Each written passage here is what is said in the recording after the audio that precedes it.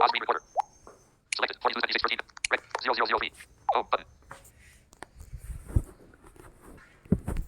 नमस्ते recording club, मैं RC Sandeep आज हाजिर हूँ the story of recording club part 218 लेकर के। और आज है 1 मई 2023। अब अप्रैल का महीना तो बीत गया और अच्छी बात यह है कि कहानी की शुरुआत दोबारा से जब से हुई है सफलतापूर्वक 8 कहानियाँ मैं रिकॉर्ड कर चुका हूँ। मतलब कहानियाँ तो क्या हैं, लेकिन 8 भाग रिकॉर्ड कर चुका हूँ। और मेरे लिए एक जब अगर खासकर बिल्कुल शांत वातावरण मिल जाए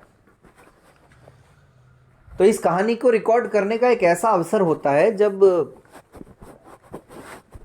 मुझे पता है कि मैं बात कर रहा हूँ इतने सारे लोगों से और जो कुछ इस यात्रा में मिला है, जो कुछ पाया है, जो कुछ समझा है, जो कुछ सीखा है, उसको पूरा नहीं तो कम से कम थोड़ा बहुत ही सही अपने साथियों के साथ साझा कर सकूं और उनको अपने मन की बात सुना सकूं। मन की बात पर थोड़ा अंडरलाइन है। आपको पता है कि कल ही प्रधानमंत्री की मन की बात का 100वां भाग पूरा हुआ है। तो अच्छा है, खैर प्रधानमंत्री तो प्रधानमंत्री हैं, हम सब भी अपनी अपनी ज़िंदगी के प्रधानमंत्री तो हैं। जो व्यक्ति जहाँ है वो अपनी ज़िंदगी में अपने आप को प्रधानमंत्री मान सकता है, क्योंकि उससे संबंधित कार्यों में जो कुछ भी कोई व्यक्ति करता है उस पे निर्णय भी उसी को लेना है। अगर निर्णय ले लिया है तो उसको पूरा भी उसी को करना है, और अगर कहीं किसी तरह की कमी रह जाए तो उस पर परेशान भी उसी को होना है। तो आज मजदूर दिवस भी है, कई राज्यों का आज स्थापना दिवस भी है। गुजरात महाराष्ट्र का तो खैर है ही, और भी शायद होगा किसी का, याद नहीं आ रहा। आंध्र प्रदेश का है क्या, पता नहीं। हालांकि अब तो आंध्र प्रदेश भी अलग हो गया है। आप भी सोचते होंगे मैं पता नहीं कहाँ से कहाँ चला जाता हूँ। 27 अप्रैल को मैं लेकर के आया था अंतिम बार कहानी, और आज फिर से 4 दिन बाद आया हूँ। इस बीच में प्रतिक्रियाएं मिली, कुछ साथियों के मैसेजेस मिले, अच्छा लगा, धन्यवाद आप सभी का। और जैसा कि मैंने आपसे पहले भी कहा था कि कुछ बातें याद आ जाएंगी तो ज़रूर बताने का प्रयास करूँगा। तो लास्ट बार जब कहानी में लेके आया था मैंने आपको 2 बातों के बारे में कहा था कि वो काम 2018 में शुरू हुए थे, उनमें से एक चल रहा है और एक दरअसल वो कई बार मैं खुद जो कुछ बोलता हूँ और उसमें से मुझे जितना याद रह जाता है उस पर आत्ममंथन ज़रूर करता हूँ, जो कि हर व्यक्ति करता होगा, शायद करना भी चाहिए। तो बहुत दिमाग पर जोर डालने के बाद मुझे याद आया कि यार 2 नहीं, एक ही काम है उनमें से। 2018 में शुरू हुआ, दूसरा काम दरअसल 2019 में शुरू हुआ था। ऐसा होता है कई बार, तारीखों को लेकर के हम गलत हो जाते हैं। तो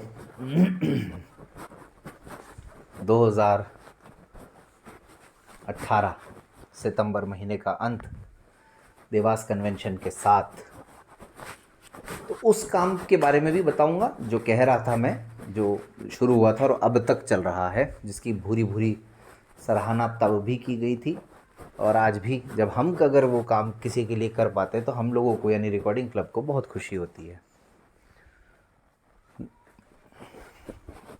लेकिन इससे पहले जैसा कि मैंने कहा, कुछ बातें कन्वेंशन की भी याद आ जाती हैं। देवास कन्वेंशन से जुड़ी हुई भी एक बहुत महत्वपूर्ण बात याद आ गई।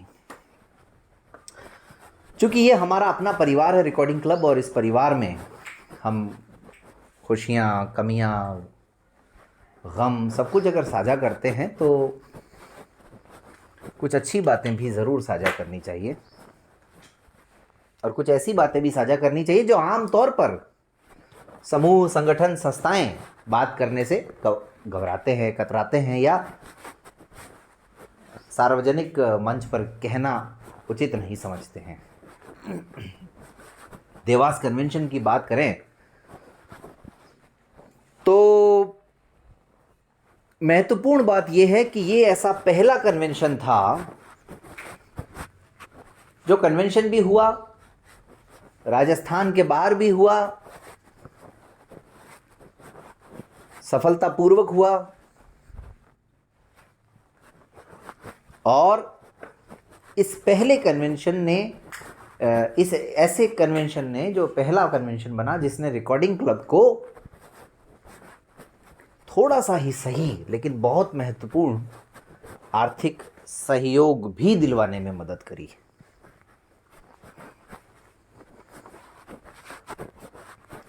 कोई भी कन्वेंशन जब होता है तो उसमें रजिस्ट्रेशन शुल्क रखा जाता है, वो सिर्फ इसलिए, उसका बहुत ही महत्वपूर्ण उद्देश्य है, वो यही होता है कि कन्वेंशन अच्छे से हो, उसका खर्च पूरी तरह से वहन हो, आने वाले समस्त साथियों को किसी तरह की परेशानी ना हो, और आमतौर पर संस्थाओं में, संगठनों में जो हुआ करता रहा है, पूड़ी सब्जी हो गई या कहीं भी कैसे भी उनको 200 लोगों के बीच में 2-3 टॉयलेट रख दिए, बढ़िया है, तो वो सब चीज़ों से बचा जाए और उनको वो सब सुविधाएं दी जाए जो हम खुद अपने लिए उम्मीद करते हैं कि यार हम कहीं जाएं तो हमको ऐसी सुविधाएं मिलें। और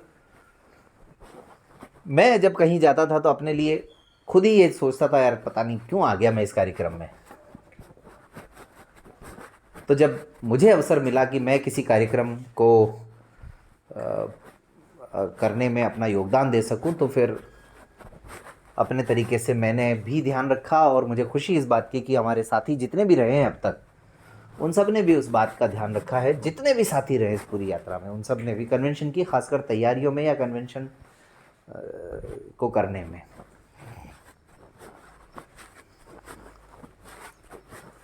तो जब कन्वेंशन से हम आ गए, उसके बाद बात आई खर्चे की और सब जानकारी देने की, तो विनोद भाई ने अपने मैसेज में जानकारी दी कि इस कन्वेंशन से 7,500 रुपये रिकॉर्डिंग क्लब को सहयोग के तौर पर मिले हैं। और पूरे ग्रुप ने, पूरे समूह ने, जो भी हमारा तैयारियों में लगा हुआ था, जो हमारी टीम थी, उस टीम ने इस बात की बड़ी भूरी भूरी प्रशंसा की। और मुझे याद है अच्छी तरह से कि जब सूर्य सर का मैसेज आया इस पर, तो उन्होंने मैसेज रिकॉर्ड करते करते ताली भी बजाई थी। सब अपने अपने घर तो पहुंच ही गए थे, लेकिन हाँ, ये अक्टूबर की ही बात है, और 5-7 दिन में ये सारी कार्रवाई अक्टूबर के महीने में हो चुकी होगी। तब तक सहयोग शुल्क की भी घोषणा हो गई थी, जैसा कि मैंने आपको बताया था, रेल यात्रा में मीटिंग के दौरान तय हुआ था देवास जाने की। पहला कन्वेंशन जो था पुष्कर कन्वेंशन हमारा, हम तो उस कन्वेंशन में भी ये मान करके चल रहे थे, खासकर मैं और अर्पण जी,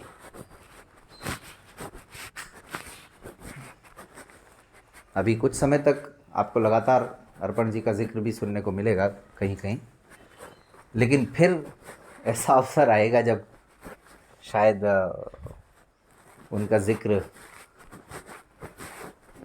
पता नहीं हो पाएगा या नहीं हो पाएगा। खैर, वो एक अलग कहानी है।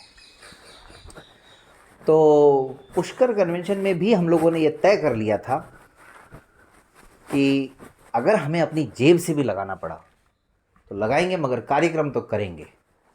लेकिन ईश्वर की कृपा रही कि उस समय भी लगभग मतलब 69,000 का वो पूरा कार्यक्रम, 67,500 का वो पूरा कार्यक्रम था।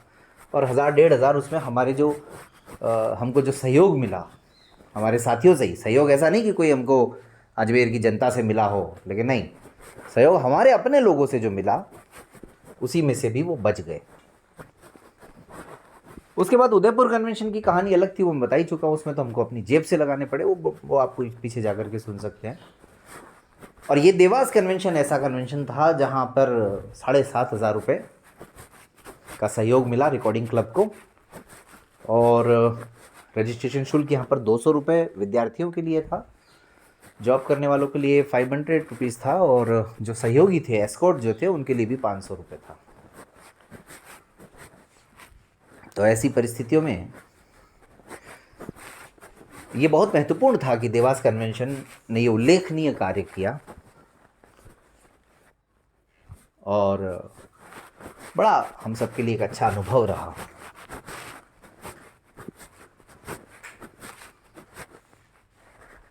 उस समय कई ऐसे साथी थे जिनसे विनोद भाई ने और उनकी टीम ने, ज़्यादातर तो विनोद भाई ने ही 1-to-1 कांटेक्ट करके उनसे सहयोग अलग से भी जुटाया।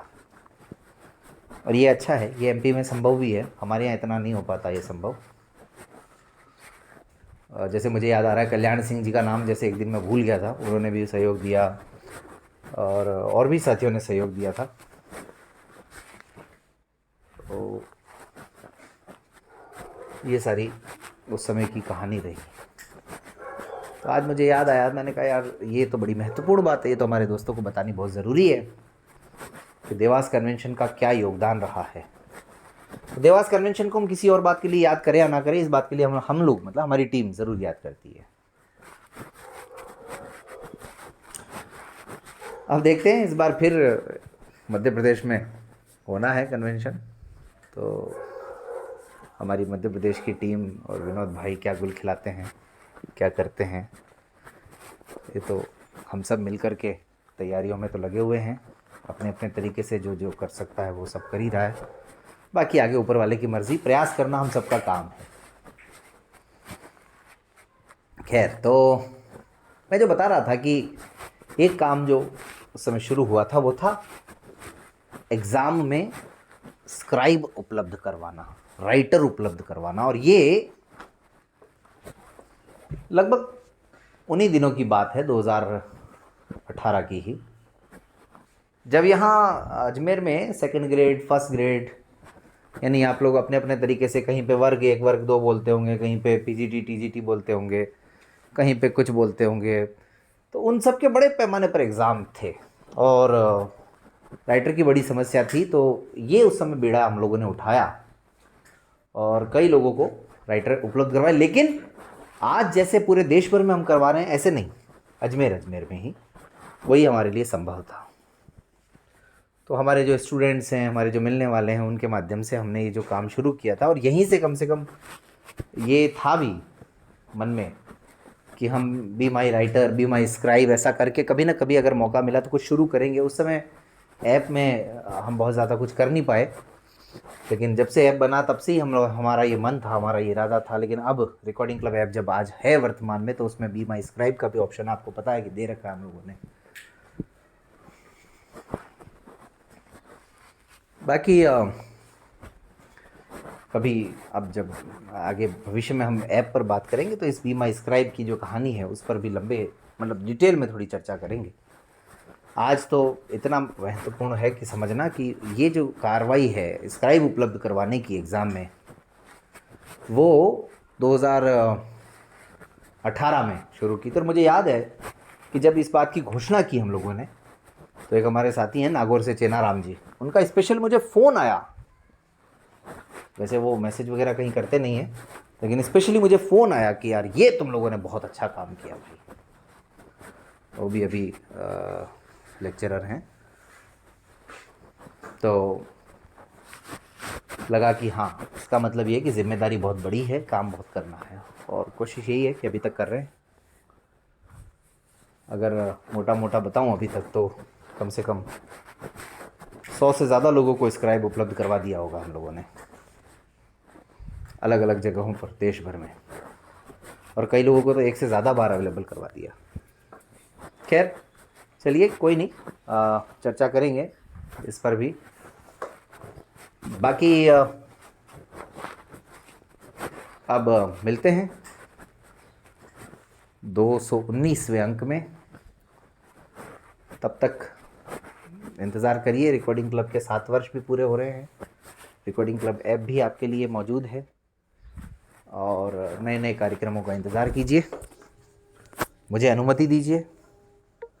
Select back button. Selected. 40 records एक button. ही एक बात बार बार कहने का भी अच्छा नहीं लगता है। 1540. चलिए तो Records button. धन्यवाद।